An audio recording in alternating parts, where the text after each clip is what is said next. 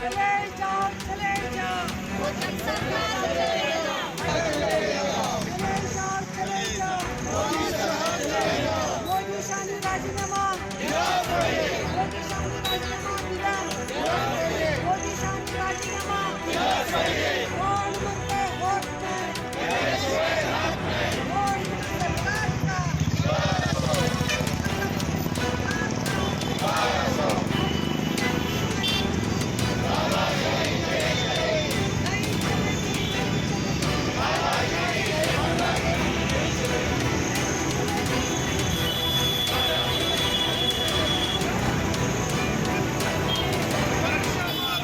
नमस्कार. देशामध्ये नीटच्या परीक्षेमध्ये पेपरफुटी झाली आणि यामुळं ही परीक्षा रद्द करावी लागली. अनेक विद्यार्थ्यांना चांगले मार्क्स पडून ही परीक्षा रद्द झाल्यामुळं देशामध्ये 20 विद्यार्थ्यांनी आत्महत्या केलेली होती. कुठेतरी देशाचं भवितव्य धोक्यात येते आणि याला पूर्णपणे जबाबदार देशातलं केंद्रातलं सरकार आहे. आणि केंद्रीय जे शिक्षण मंत्री आहेत धर्मेंद्र प्रधान यांनी राजीनामा द्यावा अशा तऱ्हेची मागणी अनेक पक्षीय संघटनांच्या वतीने होते. आज जिल्हाधिकारी कार्यालयामध्ये सांगलीत जिल्हाधिकारी कार्यालयावरही राष्ट्रवादी शरदचंद्र पवार पक्षाच्या वतीनं या ठिकाणी याविरोधात निदर्शनं करण्यात आली आहेत. आपल्याबरोबर राष्ट्रवादीचे जिल्हाध्यक्ष आहेत, आपण त्यांच्याशी बोलणार आहोत. काय नक्की आता मागणी आंदोलनाची राहिलेली आहे? आज आपण सगळेजण बघताय देशामध्ये अनेक क्षेत्रामधली स्थिती आज भयानक आहे.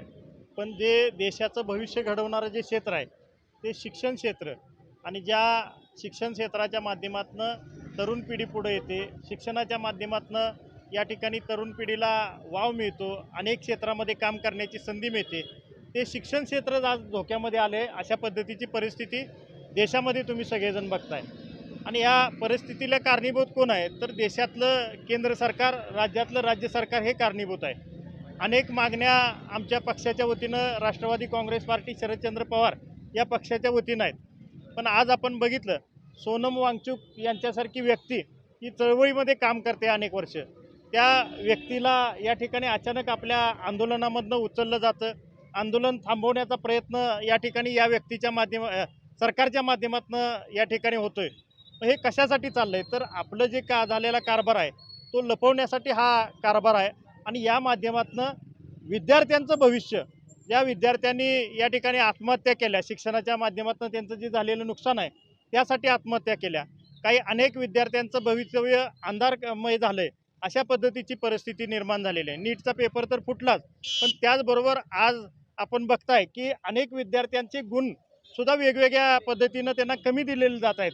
म्हणजे अशी परिस्थिती याच्या आधी देशामध्ये कधी नव्हती. अशी भयानक परिस्थिती या ठिकाणी आलेली आहे. त्यामुळं या परिस्थितीला जबाबदार असणारे शिक्षण मंत्री यांचा राजीनामा व्हावा अशा पद्धतीची मागणी संबंध देशातनं लोकभावना या ठिकाणी निर्माण झालेली आहे. आणि या गोष्टीला पाठिंबा देण्यासाठी आम्ही जिल्ह्यातले या ठिकाणी पक्षाचे सगळे कार्यकर्ते, पण त्याचबरोबर जिल्ह्यातले नागरिक या ठिकाणी उपस्थित आहे.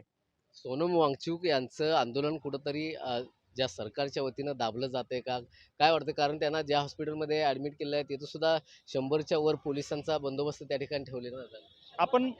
आपण बघताय की हे आंदोलन 100% थांबवण्याचा प्रयत्न या ठिकाणी होते. कारण लोकभावना त्याच्या पाठीमागं आहे आणि लोकांची चळवळ त्या लोकांच्या मागं उभी राहिलेली आहे. लोकांचा वाढता पाठिंबा, अनेक विद्यार्थी तिथं स्वस्फूर्तीनं या ठिकाणी त्या दिल्लीला उपस्थित राहत आहेत. आणि असं मोठं आंदोलन होऊ नये अशा पद्धतीची खबरदारी सरकार घेते. आणि या सगळ्या गोष्टी ज्या चाललेल्या आहेत तुम्ही तुमच्या माध्यमातून आम्ही सगळेजण बघतोय, त्याच्यावर जर नजर टाकली तर निश्चितपणाने हे आंदोलन दडपण्याचा प्रयत्न केंद्र सरकार करते असं आमच्या सगळ्यांचं मत झालं आहे. नक्कीच आपल्यावर काय विद्यार्थी आहेत, आपण त्यांच्याशी बोलूया.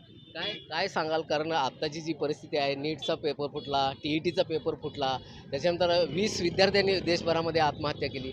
एक तरुण म्हणून, एक विद्यार्थी म्हणून काय पहिल्यांदा तरी ज्या 20 विद्यार्थ्यांनी सुसाईड केली किंवा त्यांचा जीव गेला या सरकारच्या अपरिस्थितीमुळे, त्यांच्यासाठी खूप वाईट वाटतं मनापासून.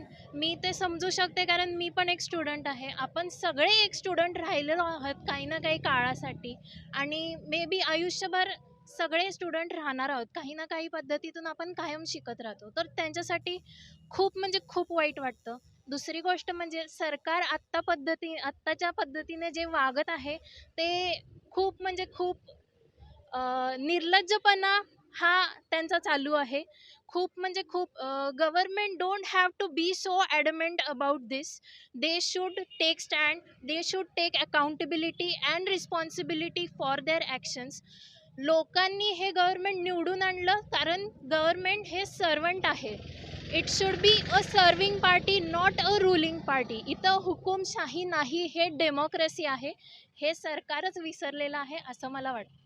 सोनम वांगचुक यांचं आंदोलन जंतर मंतरवर दिल्लीमध्ये चालू आहे. ते कुठेतरी दाबण्याचा प्रयत्न होतो. काल त्यांना उचलून जबरदस्तीनं हॉस्पिटलमध्ये ॲडमिट करण्यात आलं. त्याच्यानंतर जो दिपके आहे त्याच्यावर शाई फेकण्यासारखा प्रकार घडला. एक तरुण म्हणून या संदर्भामध्ये कसं बघतं, काय वाटतं? हे एक तरुण म्हणून नाही, एक माणूस म्हणून, एक फिमेल और एक माणूस म्हणून सुद्धा खूप चुकीचं म्हणजे चुकीचं खूप दळभद्री बिहेवियर आहे असं मला वाटतं. पण ह्यासाठी स्टँड आम्ही घेऊ ॲज अ यूथ, ॲज इंडियाचे सिटिझन्स म्हणून कायम स्टँड घेतला जाईल. तुम्ही कितीही दाबण्याचा प्रयत्न करा. आत्ता दाबण्याचा प्रयत्न केला जातो आहे. तिथे दगडं भरून गाड्या आणून ठेवलेल्या आहेत. खराब झालेल्या गाड्या ऑलरेडी आणून ठेवलेल्या आहेत की हे दाखवण्यासाठी की तरुणांनी या गाड्या फोडल्या. तर तुम्ही अशा पद्धतीनं कटकारस्थानं करताय. मेन स्ट्रीम मीडिया हे कवर करत नाही आहे, हे नाही दाखवत आहे. संसदेत सुद्धा संसद चालू व्हायच्या आधी मोदींनी जे भाषण दिलं त्याच्यामध्ये एकही त्यांनी प्रोनाऊन्स पण केलं नाही, उच्चार पण केला नाही की देशाचं यूथ बाहेर काहीच दुरीवरती उपोषण करत आहे. तर जर देशाचं पंतप्रधानच जर हे एक्नॉलेज करत नसेल तर खूप म्हणजे खूप I don't know. I don't have any words. This is too big and too small at the same time. आपल्याबरोबर महिला पदाधिकारी आहेत, आपण त्यांच्याशी बोलूया. काय सांगाल ताई, आजची जी घडी आहे? भारताचा इतिहास बघितला तर अशी परिस्थिती या देशामध्ये कधीच आलेली नव्हती. देश जर खिळखिळा करायचा असेल तर युद्धच खेळायची गरज नसते. पहिली शिक्षण व्यवस्था खिळखिळीत केली की देश हा खिळखिळीत होतो. हे सरकार देशद्रोही आहे, हे सरकार शिक्षण विरोधी आहे, हे सरकार केंद्र सरकार असेल राज्य सरकार असेल माणुसकीला काळीमा फसणारे उद्योग रोज करणार आहे. आपण पाहिलं 20 दिवस शांततेच्या मार्गाने उपोषण करणारे सोनम वांगचुक असतील, अभिजित दिपके असतील, त्यांच्या मागे लाखोंच्या संख्येने जनसमुदाय आहे. तुमच्याकडे सगळी ताकद आहे, तुम्ही जाऊन त्यांच्याशी संवाद साधणं गरजेचं होतं. मग केंद्रातले एखादं शिष्टमंडळ दिलं असतं. शिक्षण मंत्री होते, धर्मेंद्र प्रधान शिक्षण मंत्री होते. एखाद्या शिष्टमंडळानं जाऊन संवाद साधणं गरजेचं असताना तुम्ही त्या ठिकाणी दडपशाही करताय. या उपोषणाकडे तुम्ही दुर्लक्ष करताय. जिथं लाखोंच्या संख्येने जनसमुदाय जमतो, जिथं जनभावना आहे, कारण TET असेल किंवा नीटची एक्झाम असेल, जिथं आमचे विद्यार्थी रात्रंदिवस डोळ्यात तेल घालून अभ्यास करतात, रात्रंदिवस आई वडील कष्ट करतात आणि मुलांना ते अभ्यासासाठी पाठवतात. 20 विद्यार्थ्यांनी त्या ठिकाणी आत्महत्या केली.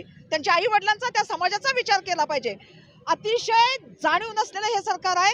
यांनी जाऊन संवाद साधणं गरजेचं होतं. लोकशाहीमध्ये संवाद साधणं हे गरजेचं असतं, पण हे या सरकारनं केलेलं नाही.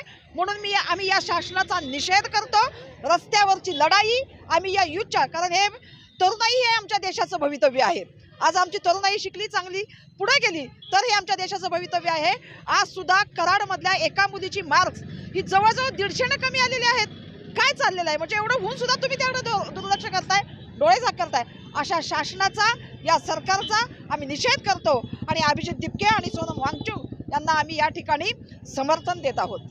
नक्कीच या निमित्तानं या प्रक्रियेला, ह्या जे आत्ता जे देशामध्ये जी परिस्थिती निर्माण झालेली आहे त्या परिस्थितीला कुठेतरी केंद्र सरकार जबाबदार आहे, भाजप सरकार जबाबदार आहे.